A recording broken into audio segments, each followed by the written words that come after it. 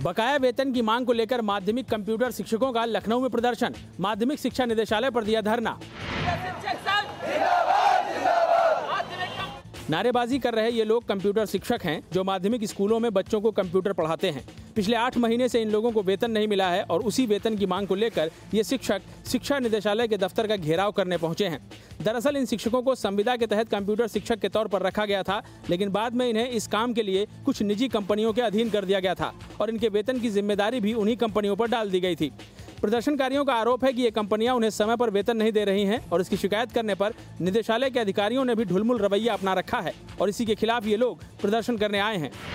और कंपनियां हम कंप्यूटर टीचरों को वेतन नहीं दे रही, 5-5, 7-7 महीने वेतन बकाया बढ़ी हुई, जबकि सरकारें उनको पैसा दे रही हैं, अरबों अरब रुपया दे रही, फिर भी वो सारे पैसा डका ले जाते हैं। और जब हम डिमांड करते हैं तो कंपनियां कहती हैं कि हम आपको सेवा से निकाल देंगे। इन शिक्षकों को वेतन कब मिलेगा ये तय करना उन निजी कंपनियों का काम है जिनके अधीन ये काम करते हैं, लेकिन सरकार को भी चाहिए कि वो उन कंपनियों पर नकेल कसें ताकि इन्हें समय से वेतन मिल सके। मऊ में दिखा भीड़ का संवेदनहीन चेहरा। सड़क पर घंटों तड़पता रहा हादसे में घायल ऑटो ड्राइवर। किसी ने नहीं उठाई अस्पताल पहुंचाने की जहमत।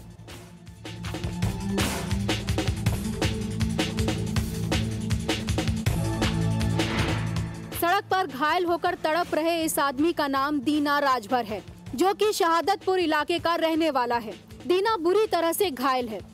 पास में ही दीना का ऑटो खड़ा है जिसे इस रोडवेज बस ने टक्कर मारी है। इसी हादसे में दीना घायल हुआ है। दीना की हालत देखकर सड़क पर लोगों का हुजूम जमा हो गया है। लोगों को उसकी हालत पर तरस भी आ रहा है, लेकिन कोई उसे अस्पताल ले जाने के लिए तैयार नहीं है। सभी केवल उसे घेर कर आपस में ही बतियाने में लगे हैं। दीना का दर्द बढ़ता जा रहा है, लेकिन किसी को इसकी परवाह नहीं है। हादसा हुए घंटों बीत चुके हैं, लेकिन पुलिस का भी कोई अता पता नहीं है। सभ्यता और इंसानियत की दुहाई देने वाले हमारे समाज का ये चेहरा वाकई हैरान करता है। भीड़ को दीना की हालत पर रहम नहीं आया। बाद में मौके पर पहुंचे मीडिया कर्मियों ने दीना को अस्पताल पहुंचाया। मुजफ्फरनगर में टूटा रफ्तार का कहर। रोडवेज बस ने कार को मारी टक्कर। हादसे में एक बच्चे सहित 7 लोगों की मौत। इस कार के परखच्चे उड़ चुके हैं। पहचान करना मुश्किल है कि ये कार है या फिर टीन का कबाब। इस कार की हालत एक रोडवेज बस से टकराने के बाद हुई है। थाना मंसूरपुर क्षेत्र के दिल्ली देहरादून हाईवे पर यह हादसा उस वक्त हुआ जब मंसूरपुर थाना क्षेत्र के पुरबालियान गांव का रहने वाला एक परिवार इसी कार में सवार होकर मुजफ्फरनगर जा रहा था। NH 58 पर औद्योगिक चौकी के पास तेज रफ्तार बलौट डिपो की रोडवेज बस ने इस कार में टक्कर मार दी। टक्कर इतनी जबरदस्त थी कि कार के परखच्चे उड़ गए। कार में सवार 7 लोगों की मौके पर ही मौत हो गई। हादसे के बाद बस का ड्राइवर और कंडक्टर फरार हो गए। इस हादसे के चलते सड़क पर घंटों जाम भी लगा रहा। प्रत्यक्षदर्शियों की माने तो बस की रफ्तार बहुत तेज थी और कार की स्पीड भी ज्यादा थी। इसी के चलते जब रोडवेज बस के सामने कार अचानक आई तो ड्राइवर हड़बड़ा गया और यह हादसा हो गया। बहराइच रेलवे स्टेशन पर एक बड़ा हादसा टला। गोंडा मेल एक्सप्रेस के बोगी और इंजन को जोड़ने वाला हुक टूटा। बोगी को छोड़ इंजन पहुंच गया स्टेशन।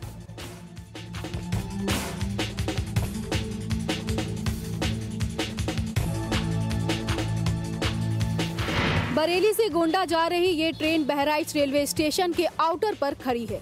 वजह ये नहीं कि इसे सिग्नल नहीं मिल रहा, बल्कि वजह ये है कि इस ट्रेन का इंजन सभी बोगियों को छोड़कर स्टेशन पहुंच चुका है। इंजन और बोगियों को जोड़ने वाला हुक एक तेज झटके के साथ टूटकर अलग हो गया, जिसके चलते इंजन केवल एक बोगी के साथ ही चलता रहा और स्टेशन पर जा पहुंचा। गनीमत थी कि ट्रेन की गति बहुत धीमी थी, जिसके चलते बोगियां पटरी से नहीं उतरी, वरना हादसे का अंदाजा लगाना मुश्किल नहीं है। हैरानी की बात यह है कि ड्राइवर को हुक टूटने का पता तब चला जब इंजन स्टेशन पर रुका। घंटों की देरी के बाद पीछे छूटे बोगियों को दूसरा इंजन जोड़कर स्टेशन पर लाया गया। ये हादसा उस वक्त हुआ होता जब ट्रेन पूरी रफ्तार से दौड़ रही होती, तो रेलवे के दामन पर एक और भयानक हादसे का दाग लग चुका होता। बुलंदशहर में डॉक्टर बनने के लिए जरूरी नहीं है पढ़ाई लिखाई। जिला अस्पताल में स्वीपर और वार्ड बॉय ही निभा रहे हैं डॉक्टरों की भूमिका।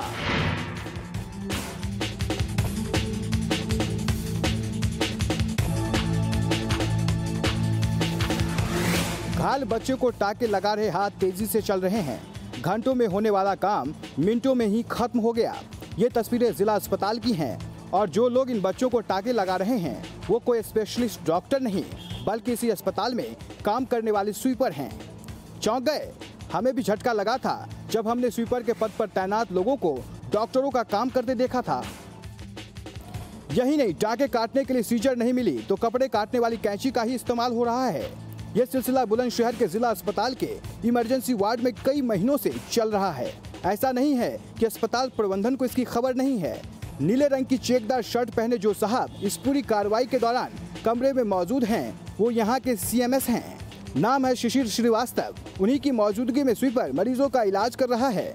कोर्ट में खास ये कि इसी अस्पताल में बैठने वाले CMO साहब को तो इस कारगुजारी की खबर ही नहीं है।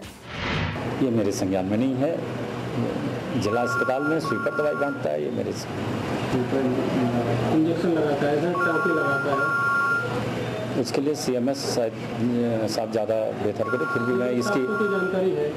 हाँ, फिर भी मैं इसका संज्ञान लूँगा। स्वास्थ्य सुविधाओं को बेहतर बनाने के लिए करोड़ों खर्च के दावे करता है, लेकिन हकीकत में यहाँ स्वीपर और वार्ड बॉय के भरोसे ही मरीजों का इलाज किया जा रहा है। मानसून की पहली दस्तक से चमोली के लोग दहशत में, कई घर भेंट चढ़े भूस्खलन के। कभी ये भी घर जमींदोज हो सकता है। हवा का एक तेज झोंका या पानी का तेज बहाव इस घर में रहने वाले लोगों की मौत का सबब बन सकता है। कुछ घर तो मानसून की पहली ही दस्तक में जमींदोज हो भी चुके हैं। छत और दीवार तो ऐसे दरक गए हैं मानो फूस के बने हों। सड़क पर तो छोटे बड़े पत्थरों का ऐसा जमावड़ा लगा है मानो यहाँ कभी सड़क बनी ही नहीं थी। हर साल मानसून सीजन में चमोली का यही नजारा होता है। यहाँ के लोग हमेशा दहशत में रहते हैं कि कब उनके नीचे की जमीन खिसक जाए और वो जिंदा ही कब्र में दफन हो जाएं।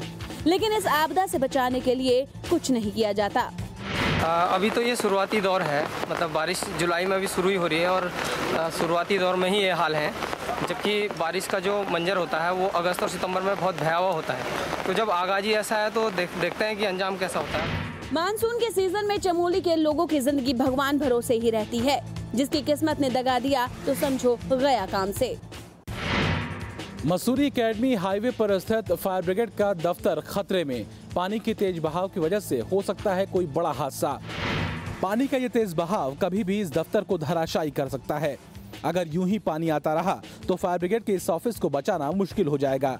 यहीं पर फायर ब्रिगेड के कर्मचारियों का आवास भी है और अगर कोई हादसा होता है तो उनकी जान पर बन आ सकती है। बताया जा रहा है कि पानी का ये बहाव बरसाती नाले के बंद होने के चलते आ रहा है। कई बार फायर ब्रिगेड के अधिकारियों ने नगर पालिका को बरसाती नाले को फिर से चालू कराने को कहा, लेकिन कोई सुनवाई नहीं हुई। बगल में जो नाला आ रहा है वो कभी भी हमारी जो दीवार है उसकी बैरिक की, उसको कभी भी नुकसान पहुंचा सकता है अगर ज़्यादा उसमें आया, क्योंकि नीचे से जो है वो उसका होल बंद हो चुका है नाले का। जब तक वो होल नहीं खोला जाएगा तब तक जो है पानी।